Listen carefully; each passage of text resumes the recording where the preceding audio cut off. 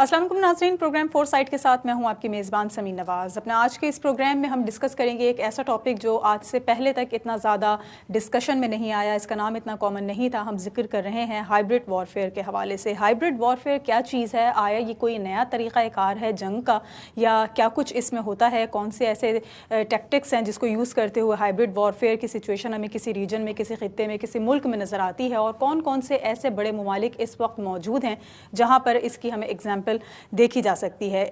پاکستان کی اگر ہم بات کریں تو اس وقت پاکستان کے شہر کراچی میں آئیڈیاز 2018 جس میں تمام تر جو ہے وہ سامان ہوتا ہے، اسلحے کا، آلات حرب جس کو کہا جاتا ہے، جنگی ساز و سامان کی دفاعی نمائش ہوتی ہے، اور پاکستان میں اس وقت 50 سے زائد ممالک کے 250 سے زائد وفود شرکت کر رہے ہیں اس عالمی نمائش میں۔ اور اس عالمی نمائش کا ایک اہم جو مقصد تھا وہ اس کا فرسٹ ڈے انوگرل سیشن میں جو رکھا گیا ڈسکشن کے لیے ہائبرڈ وارفیئر کی آگاہی کے حوالے سے لوگوں میں، ممالک میں جو ڈیلیگیشنز آئے ہوئے تھے ان میں یہ شعور اجاگر کرنے کے لیے کہ کس طرح سے اس کو کاؤنٹر کیا جا سکتا ہے، کن ممالک پر، کن خطوں میں اور کن جگہوں پر یہ زیادہ آسانی سے جو ہے وہ اپنے پنجے گاڑ سکتا ہے، اور کس طرح سے اثر انداز ہوتا ہے ان ممالک کے لیے، ان کے لیے نقصان دہ ثابت ہوتا ہے۔ اس ایشو کو ہم ڈسکس کریں گے کہ آخر یہ ہائبرڈ وارفیئر ہے کیا، اس وقت ہمیں کون کون سے ممالک اس کی زد میں نظر آتے ہیں، اس کے کیا نقصانات ہو رہے ہیں، اس سے بچنے کے لیے کیا کچھ لائحہ عمل اختیار کیا جا سکتا ہے، اور عوام میں کس طرح سے شعور دیا جا سکتا ہے کہ وہ ایسے کسی جنگی ساز و سامان کا حصہ نہ بنے، یا ایسے کسی جنگ کا حصہ نہ بنے جس کو ہائبرڈ وارفیئر کا نام دیا جا رہا ہے۔ اپنے اس پروگرام میں ہم ان مہمانوں سے گفتگو کریں گے جنہوں نے اس اسپیشل جو ہے اس ٹاپک کے اوپر ایک سیمینار میں حصہ لیا اور اس کے اسپیکرز سے اور اس کے حوالے سے لوگوں میں شعور دیا کہ کس طرح سے اس سے بچا جا سکتا ہے۔ ان تمام تر لوگوں سے آپ کا تعارف بھی کرائیں گے اور ان سے بات چیت بھی کریں گے کہ آخر ہائبرڈ وارفیئر ہے کیا چیز۔ لیکن ایک بریک لیں گے یہاں پر، اور بریک کے بعد واپس آ کے مہمانوں سے گفتگو کا آغاز کریں گے۔ ہمارے ساتھ رہیے گا۔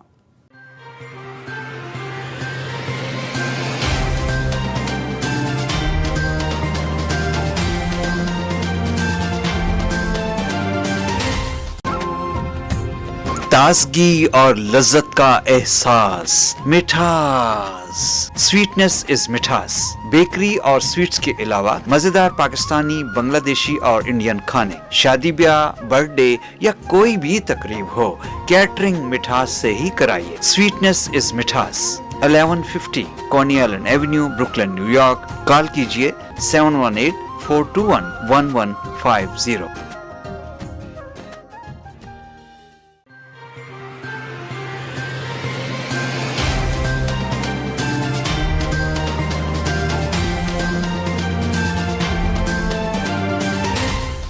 ویلکم بیک ناظرین، پروگرام فور سائٹ میں ایک بار پھر آپ کو خوش آمدید کہیں گے، اور جس طرح سے بریک پہ جانے سے قبل ہم نے اپنا آج کا ٹاپک ہائبرڈ وارفیئر کے حوالے سے بتایا اور کیا یہ ٹرم ہے اور کس طرح سے اس کا استعمال ہمیں کن ممالک میں دیکھا جا رہا ہے، اس پر بات کریں گے۔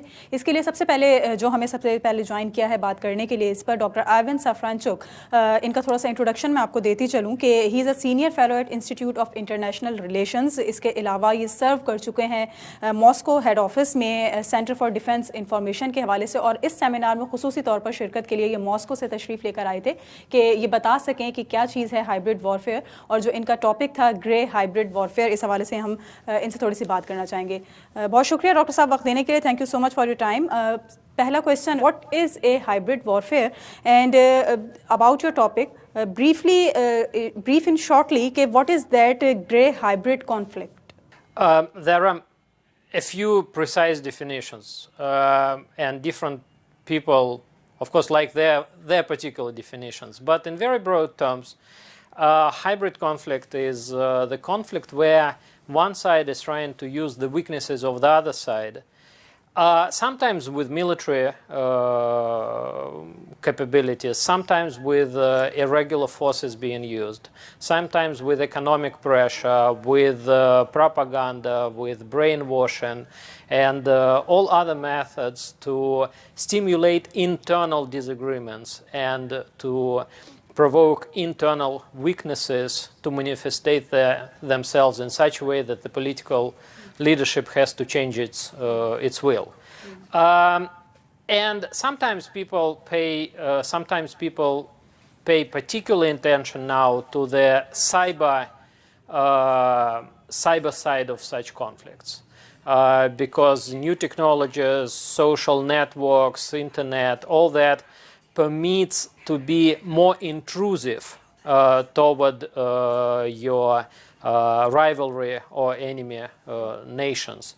And that's why in broad terms it is use or misuse of military and non-military technologies to deconstruct the will of your enemy so that you can take use of it. Okay, now Dr. Saab, tell us how can you define hybrid warfare, or which type or kind of war is that, and how it can work, or which tactics are used in it? Here a lot depends on the political sides, because Russia, for example, thinks that America-sponsored colored revolutions in Central Asia, in the Caucasus, and also in Eastern Europe are precisely examples of hybrid warfare.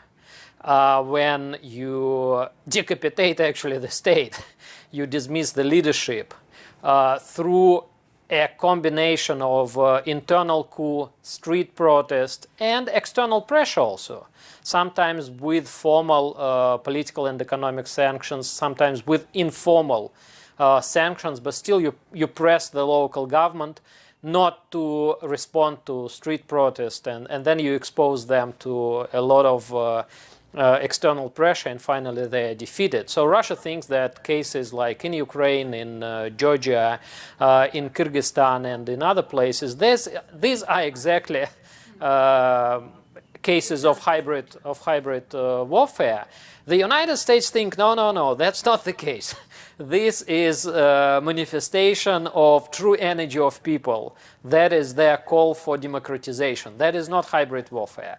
They say that hybrid warfare is what China is doing in the Southeast Asia, when they try to politicize economic issues, to extend their influence through a combination of military and non-military means. And they say that, for example, what Iran is doing in Syria and Lebanon is an example of hybrid warfare. And also, of course, they point on Russia and saying that what Russia is doing in the former post-Soviet space, in Georgia, in Ukraine, that is an example of hybrid warfare. But from my point of view, from a sort of scientific perspective, from the more or less objective view, all these are examples of hybrid warfare. And I think that definitely the United States were trying to use what they called low-intensity conflicts.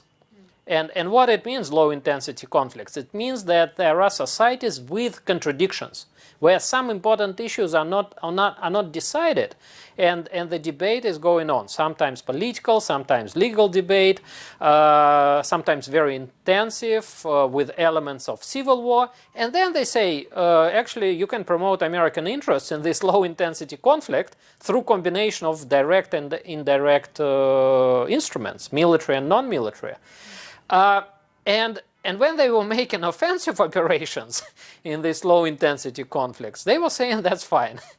But when some other nations learned how to defend themselves, that's first of all Russia and China, and also to make their own offensive operations in the countries where there are American interests, America said, oh, that's the wrong hybrid conflict. That's something wrong to do. So I think that the topic is getting very politicized. It's like, it's like calling your own people, intelligence officers, and the enemy guys are bad spies for you. So I think with the terms hybrid conflict and low-intensity conflict, something like that is happening. When you think that it is in your favor, you say that you are promoting something good in low-intensity conflict. When something bad for you is happening, you are saying that the other side is misusing a combination of military and non-military methods, and they are hybriders. They are making a hybrid warfare. So the topic is getting very politicized. As you give some examples where hybrid warfare is going on, now what or when, how we identify that we are in state of hybrid warfare, and how can we counter it at all levels? I think that for most nations, defense in hybrid conflict is extremely difficult, because if you take what we called and continue to call the third world, the developing world, most of these nations are relatively young. They emerged from the decolonization period. Of course, there are deeper historical and cultural roots behind these nations, no question about this. These roots go hundreds of years, sometimes thousands of years deep. But still, as political entities, both from internal perspective and from external perspective, these nations are still emergent. They are still in their relatively young age. There are a lot of internal disagreements, weaknesses, and that's why resilience of such nations is usually very strong in open conflict. If there is a war, a real open war, such nations mobilize because their sovereignty is relatively young and people want to defend it. But when it is something political, social, when it's not really, it doesn't seem like an immediate existential threat, people debate, people argue. And you can see it in many nations in Asia, that people can argue forever on important issues. And of course, outsiders can exploit it.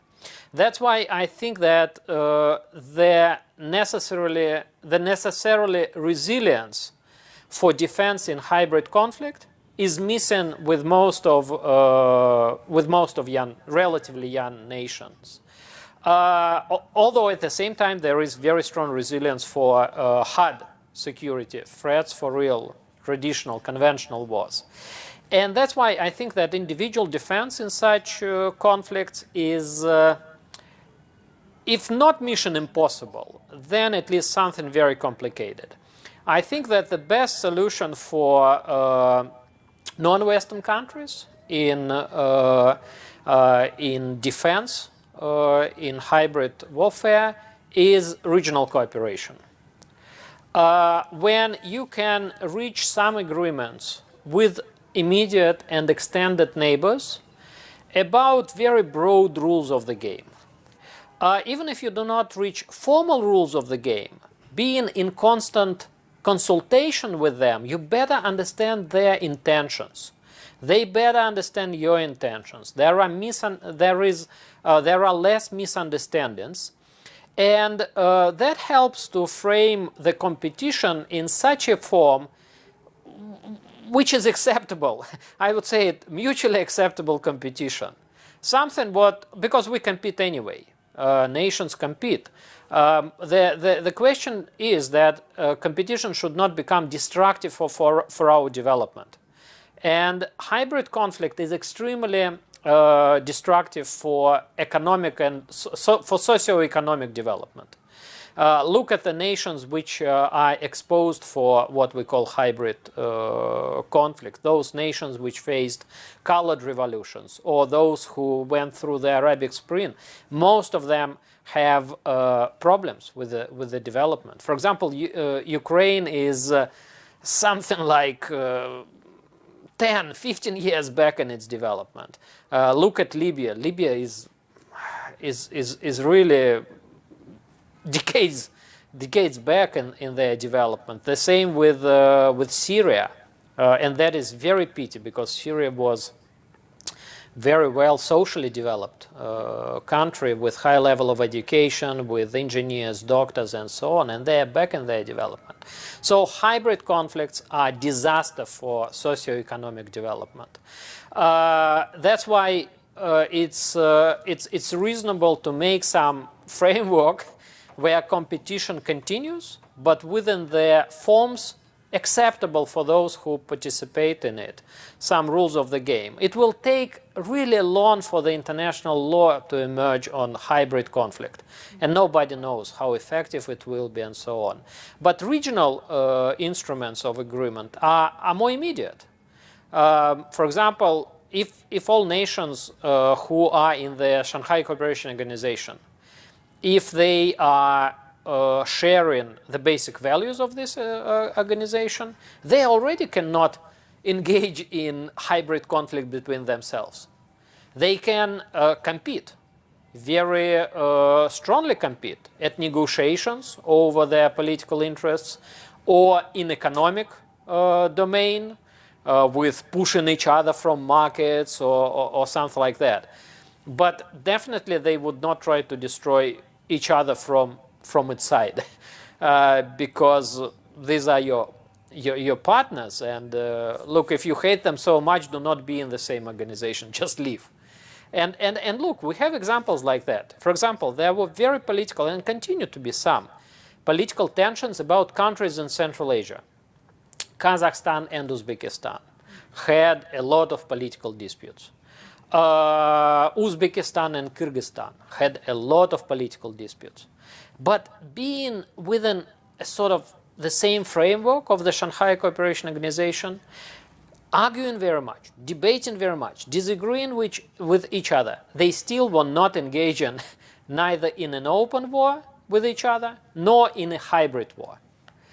It was open political debate, presenting your argument and arguing and maybe even disagreeing and not signing some documents, but not engaging in hybrid warfare. That's why regional compact, regional organization and regional rules, they help to prevent this environment from emerging within which a hybrid conflict can develop. That's why I think that regional cooperation is the best solution for now, at least, for the prevention of hybrid conflict, at least in Eurasia, at the landmass of Eurasia. Okay, thank you. Doctor Ivan Safranchuk हमारे साथ मौजूद थे, Russia से ख़ास तौर से आए हुए थे अपने इस सेमिनार के सिलसिले में जो आइडियाज़ 2018 के सिलसिले में फ़र्स्ट डे पे हुआ, और बता रहे थे कि किस तरह से वो कौमें या वो ममालिक जो माशी और माशरती सतह पर बहुत पीछे रह जाते हैं तरक्की याफ्ता ममालिक की सफ़ों में, वहाँ पर ज़्यादातर हमें जो है वो असरात इसके नज़र आते हैं हाइब्रिड वॉरफेयर के, और वहाँ पर ही ज़्यादातर मुतासरीन होते हैं। इसी हवाले से कुछ मज़ीद बात करने के लिए एक और गेस्ट हमारे साथ मौजूद हैं, मिस्टर लार्स जे एहल्से। इनका थोड़ा सा इंट्रोडक्शन मैं आपको देती चलूँ कि he is a globally recognised expert on digital strategy and has successful diverse array of project in over 30 countries around the globe from over 24 industry verticals. इसके अलावा ये भी साइबर क्राइम के हवाले से अपनी एक ख़ास ग्रिप रखते हैं तमाम तर इशूज़ को लेकर, और इस वक्त जो हम डिस्कस कर रहे हैं हाइब्रिड वॉरफेयर का मौजू, इसमें एक स्पेशल इनका टॉपिक था और वो था नॉन जियो वॉरफेयर, यानी कि स्पेस एंड साइबर क्राइम के हवाले से जो नेशनल सिक्योरिटी इम्प्लीकेशंस हैं उसको किस तरह से हम बेहतर बना सकते हैं। तो मिस्टर लार्स से हम गुफ्तगू का सिलसिला शुरू करना चाहेंगे। Thank you Mister Lars J हिल्से।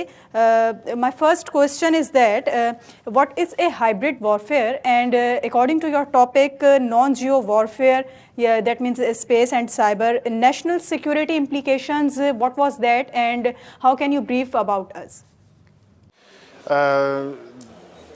Non-geo warfare is, as the term states, pretty much the definition of warfare which doesn't include geographical boundaries. It essentially defines things like cyber attacks, cyber warfare, and other things which are not conventional sea, air, and land warfare principles. Okay, can you please explain the new trends in hybrid warfare or in non-geo cyber attacks or non-geo warfare? Hybrid warfare, we have to consider all things cyber, first of all, which would be infiltration, which would be, for instance, attacks to gain information from an adversary, would be, for instance, information warfare, as was implicated or suggested in the US elections a few years ago, and the manipulation of the mindset of a people in general. How great powers are employing hybrid tactics against each other? There's always been what is called deceptional warfare, which means that opinions have been shaped. And now that the instruments are available, like social media, etc., it's become a lot easier.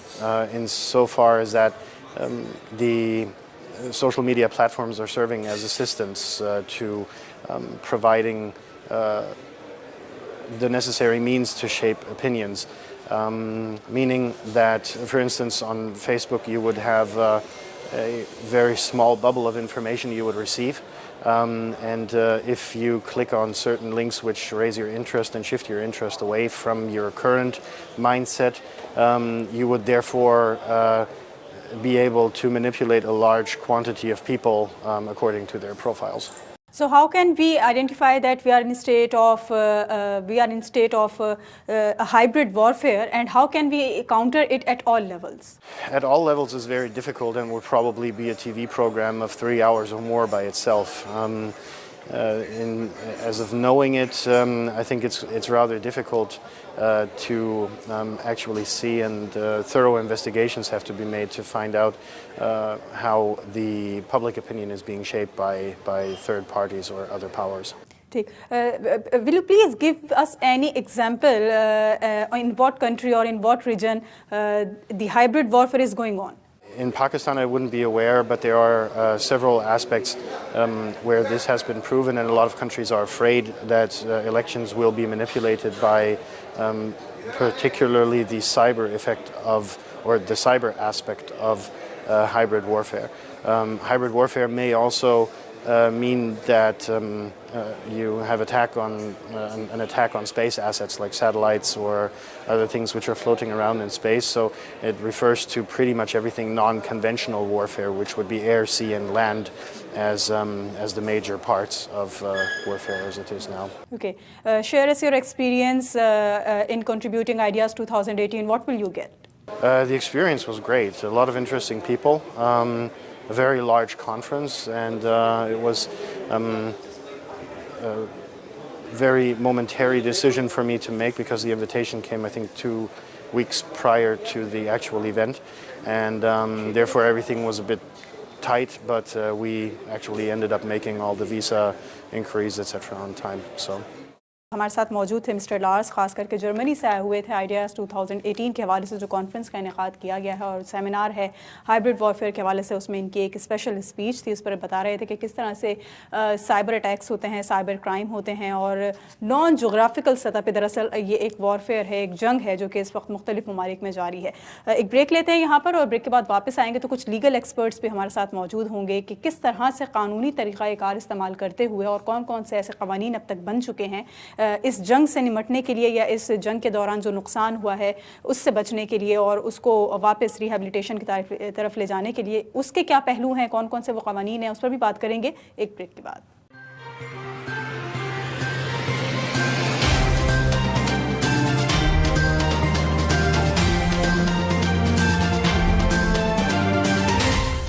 जिंदगी हक है और मौत बरहक। पाकिस्तानियों की जानिब से खोली गई पहली मुस्लिम फ्यूनरल सर्विसेज, जो अमेरिका की तमाम रियासतों में 24 घंटे फ़ाल है। अगर आप किसी ऐसे लावारिस मुसलमान बहन या भाई को जानते हैं जो इस दुनिया फ़ानी से कूच कर गया है और तदफीन का मुंतज़िर है, हम करेंगे फ्यूनरल सर्विसेज फी सबीलिल्लाह। आप सिर्फ हमें कॉल करें और बाकी इंतज़ामात हम पे छोड़ दें।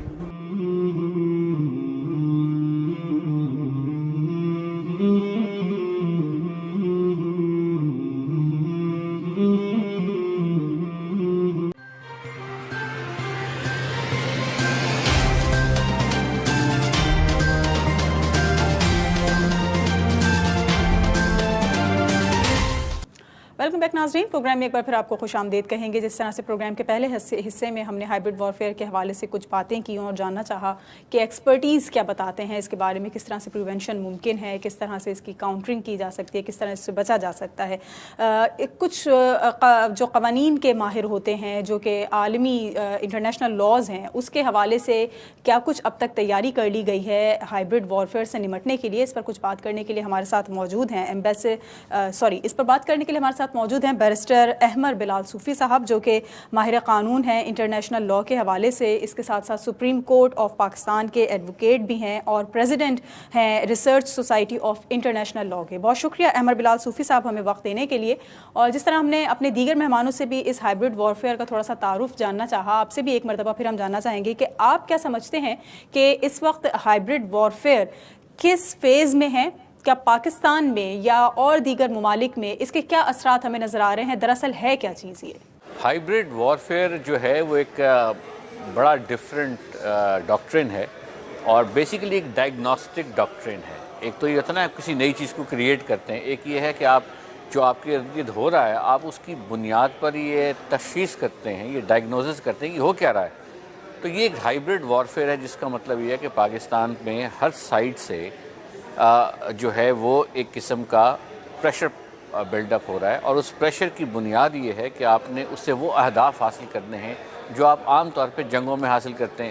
اب ممالک ہائبرڈ وارفیئر کی طرف جا رہے ہیں, یعنی کہ پہلے آپ حملہ کرتے تھے باقاعدہ فوجوں کے ساتھ سرحدیں عبور کر کے دوسرے ملک پہ حملہ آور ہوتے تھے. وہ حملہ جو تھا وہ دوسرے ملک کے رہنے والے افواج یا وہاں کے لوگوں کی ول کو توڑ دیتا تھا.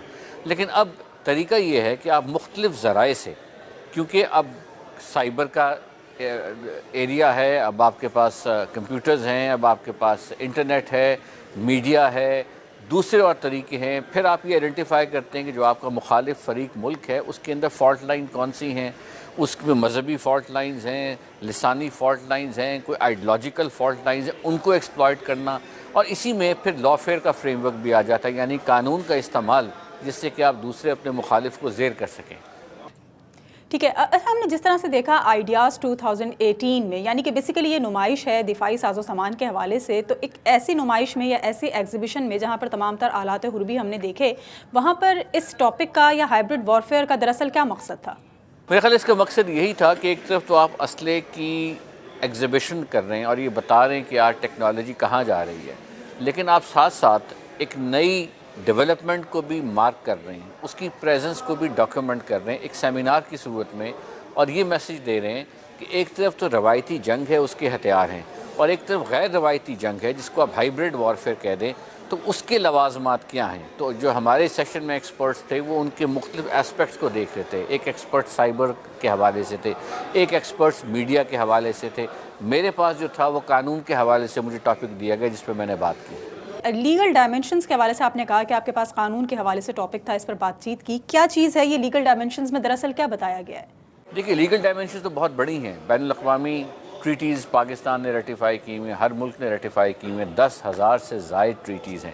اب ان ہر ایک ٹریٹی میں کوئی نہ کوئی اپرچونٹی بھی ہے اور کوئی پریشر پوائنٹ بھی ہے. جب دوسرا آپ کا ملک جو آپ کے خلاف ہے وہ آپ کے خلاف مخالفانہ رویہ اختیار کرنا چاہے تو اس میں سے کسی پریشر پوائنٹ کو پریس کرتا ہے. جب وہ اسے پریس کرتا ہے تو آپ پہ پریشر بلڈ اپ ہو جاتا ہے. اسی طرح آپ کے پاس بھی اپرچونٹی ہے کہ آپ اس کا دفاع کر سکیں قانون کی زبان میں اور اپنا موقف پریزنٹ کر سکیں. ٹھیک ہے. پاکستان میں آپ اس وقت کیا صورتحال دیکھتے ہیں اس ہائبرڈ وارفیئر کے حوالے سے؟ دیکھیے ہائبرڈ وارفیئر کا جو فریم ورک ہے وہ کسی ٹیریٹری سے منسلک نہیں ہے. آپ یہ نہیں کہہ سکتے کہ مخصوص صوبے میں ایک مخصوص شہر میں. یہ تو ایک باقاعدہ غیر روایتی جنگ ہے جو ہر حوالے سے آپ کی مختلف حصے ہیں, جس طرح انسان سننے کی حص ہے, دیکھنے کی حص ہے, سمجھنے کی حص ہے, یہ مختلف آپ کے حصوں پر حملہ آور ہونے کا ایک طریقہ ہے. اس کو ڈفرینٹ طریقے سے اپروچ کرنے کا طریقہ, آپ کے ذہن کے اندر کا نیریٹو چینج کرنے کا طریقہ ہے. اس میں سنتے اگر آپ میڈیا ہیں, گانے سنتے ہیں, دیکھنے میں اگر آپ فلمیں دیکھتے ہیں, ڈرامے دیکھتے ہیں, لوگوں کو دیکھتے ہیں, اسٹیج شوز دیکھتے ہیں, تو ہر چیز اس عمل کا ایک حصہ, ایک مربوط طریقے سے آپ کے سامنے اس طرح سے آپ کے سامنے چیزوں کو رکھا جا رہا ہے کہ آپ کے سوچنے کا انداز بدل جائے. لیکن جس طرح سے بلوچستان میں ہمیں دکھایا جاتا ہے اور نظر بھی آ رہا ہے کہ کس طرح معاشی اور معاشرتی سطح پر وہ دیگر صوبوں کی نسبت تھوڑا سا پسماندہ ہے, تو کیا وہاں پر اس کے ہمیں زیادہ اثرات ملیں گے؟ جی اس کو یوں کریں کہ معاشرتی کے علاوہ اس میں جو فالٹ لائنز ہیں ان کو ایکسپلائٹ کرنے کا عمل. مثلا کچھ لوگ محسوس کرتے ہوں گے کہ وہ ذرا پیچھے رہ گئے ہیں, تو وہ اپنی پسماندگی کی فالٹ لائن کو ایکسپلائٹ ریلیجن کی بنیاد پہ بھی کیا جا سکتا ہے, شہر اور دیہات کی بنیاد پہ بھی کیا جا سکتا ہے, ایک صوبے ورسز دوسرے صوبے کی بنیاد پہ کیا جا سکتا ہے, اس بنیاد پہ کیا جا سکتا ہے ہمارے علاقے کو بجٹ کم دیا جا رہا ہے, حقوق کی بنیاد پہ کیا جا سکتا ہے, ہیومن رائٹس کی بنیاد پہ کیا جا سکتا ہے, علیحدگی پسند تحریک کی بنیاد پہ کیا جا سکتا ہے. تو یہ ڈیپینڈ کرتا ہے کہ کون سی فالٹ لائن کس کے ہاتھ لگ رہی ہے اور کون کس کو کیسے ڈیل کر رہا ہے. لیکن اس طرح کی فالٹ لائنز دنیا میں ہر ایک جگہ پہ ہوتی ہیں, تو پھر یہ آپ نے فیصلہ کرنا ہوتا ہے کہ آپ اس کو ریئیکٹ کیسے کریں. ٹھیک ہے. جس طرح سے ایک اہم ایونٹ کا حصہ بنایا گیا ہے, انتہائی حساس موضوع ہے, اور جس طرح سے ہائبرڈ وارفیئر کے اس وقت ہم اثرات بھی دیکھ رہے ہیں, تو آپ سمجھتے ہیں کہ اس سیشن میں کوئی اس مسئلے کا حل نکل سکا ہے, کوئی سولوشنز مل سکے ہیں؟ جی بالکل. اور یہ کہا گیا خاص طور پہ جو میرا سبجیکٹ ہے اس میں یہ موقف اختیار کیا گیا کہ آپ کے پاس بھی اپرچونٹی ہے, یعنی کہ بین الاقوامی قانون میں بے شمار ایسی دفعات، شکیں، ٹریٹیز، ایگریمنٹس موجود ہیں جن کا استعمال پاکستان بھی کر سکتا ہے. پاکستان کے اپنے قوانین میں بے شمار پروویژنز ہیں. اسی طرح دوسرے ملکوں کے قوانین میں اگر آپ ان کو بہتر سمجھنا شروع کر دیں، یعنی ہائیبرڈ وارفیئر میں انویسٹ کرنا شروع کر دیں لافیئر کے فریم ورک میں، تو پاکستان اپنے نقطہ نظر کو زیادہ بہتر پریزنٹ بھی کر سکتا ہے. اور جو آپ پر اس حوالے سے جو بھی کسی قسم کا پریشر پوائنٹ آئے آپ اس کو ریئیکٹ بھی کر سکتے ہیں.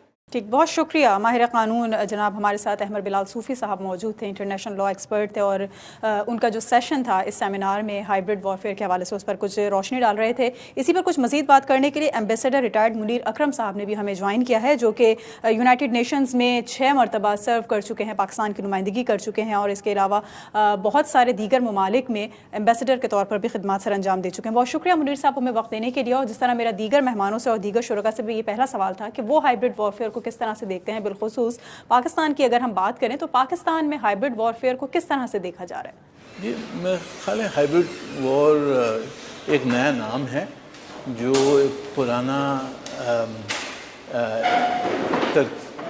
جو پرانی کانفلکٹ کی جو طریقے ہوتے ہیں وہ طریقے بہت سارے ہیں، جس میں انڈائریکٹ وار کہلاتے ہیں، گوریلا وار ہو، اس میں میڈیا وار ہے، اس میں اکنامک کورشن، سینکشنز، بہت ساری چیزیں ہیں. سب میں جو اہم چیز اس میں ہے وہ میڈیا مینیپولیشن ہے، جس میں آج کل سوشل میڈیا اور مین اسٹریم میڈیا سب کو استعمال کر کے ایک خاص نیریٹو بناتے ہیں ایک ملک کے حق میں یا اس کے خلاف. میرے خیال میں اس کمپلیکس میں میڈیا وارز اور فیک نیوز اور پروپیگنڈا کو، اکنامک کورشن، یہ سب کو جمع کر کے آپ کہہ سکتے ہیں ہائیبرڈ وارفیئر، جو ایک نیا نام نکالا ہے. ٹھیک ہے، تو اس وقت آپ کو کون سے بڑے ممالک ہیں یا کون سی ایسی ریاستیں اور ریجنز ہیں جہاں پر اس کے اثرات نظر آ رہے ہیں؟ دیکھیں، یہ ہائیبرڈ وار کوئی جنگ سے یا پہلے ہوتی ہے یا اس کے بعد میں ہوتی ہے. یا تو ہائیبرڈ وار فیئر کر کے ایک ملک کو کمزور کریں اور وہی آبجیکٹو ہو اس کو کمزور کرنے کا.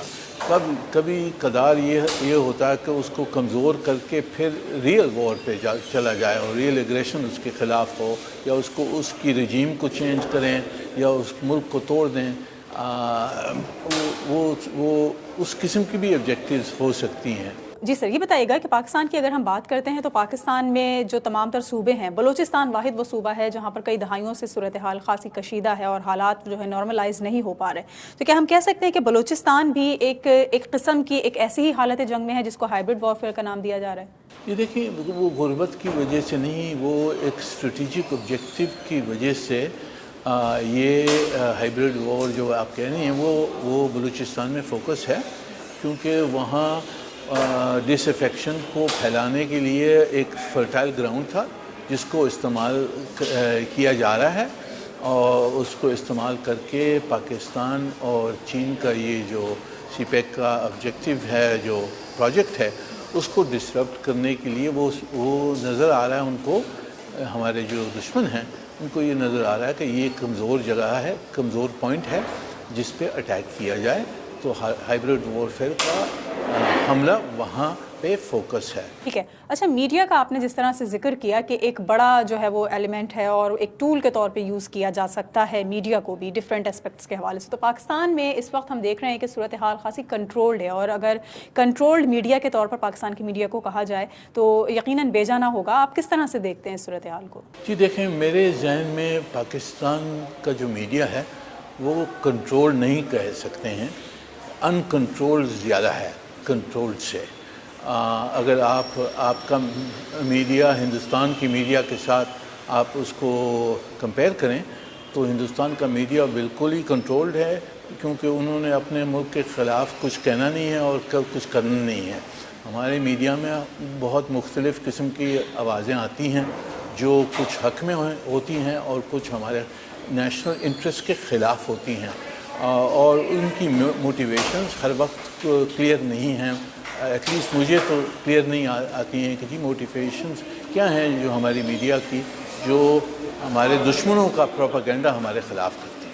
صحیح سولوشن کیا نکلا سر؟ اتنا بڑا ہم نے دیکھا کہ ایک ایونٹ منعقد ہوا، سیمینار ہوا اسپیشل ہائبرڈ وارفیئر ایشو کے اوپر، تو کیا کوئی اس کا حل نکل سکا ہے؟ یہ کنکلوژن یہی ہے کہ وہ سیمینار سے ہمیں زیادہ میرے خیال میں سمجھ آنے کی کچھ امکان ہے کہ ہمارے ساتھ ہو رہا کیا ہے، کہ ملک کے خلاف کس قسم کے کھیل کھیلے جا رہے ہیں اور ہم نے اس کا کیا جواب دینا ہے. تو میرے خیال میں ایک اویئرنیس ریزنگ ہوئی ہے، ایک پالیسی لیول پہ اور ایک پبلک کے لیول پہ اویئرنیس ریزنگ ہوئی ہے، اینڈ ہوپ فلی اس وجہ سے ہم اس کا رسپانس صحیح دے سکیں. ٹھیک، اوکے، بہت شکریہ جناب. ایمبیسڈر ریٹائرڈ منیر اکرم صاحب ہمارے ساتھ موجود تھے اور ان کا بھی یہ کہنا تھا کہ یہ سیشن جو ہے، یہ سیمینار جو ہے اس موقع کے اوپر خاصا ہیلپ فل رہا ہے. بہت حد تک معاونت اس سے ملے گی یہ سمجھنے میں کہ آخر یہ ہے کیا اور ہائبرڈ وارفیئر ٹرم کیا ہے، کس طرح سے استعمال ہو رہی ہے، کن طریقہ کار کو استعمال کرتے ہوئے متاثر کر سکتی ہے، کسی بھی ملک کی سیکیورٹی کی صورتحال کو خطرے میں ڈال سکتی ہے. آیا کہ جنگ کی صورتحال اس سے قبل ہوتی ہے یا اس کے بعد جو ہے وہ جنگ کا سسما بن سکتا ہے. اس سے نمٹنے کے لیے اور اس سے حکمت عملی پر غور کیا گیا کہ کس طرح سے کون سے وہ طریقہ کار ہیں کہ جس کو استعمال کر کے ہائبرڈ وارفیئر کسی کیفیت سے باہر آیا جا سکتا ہے. آج کے اس پروگرام کے لیے ٹیم کے ساتھ سمین نواز کو اجازت دیجیے. اللہ نے کے بعد.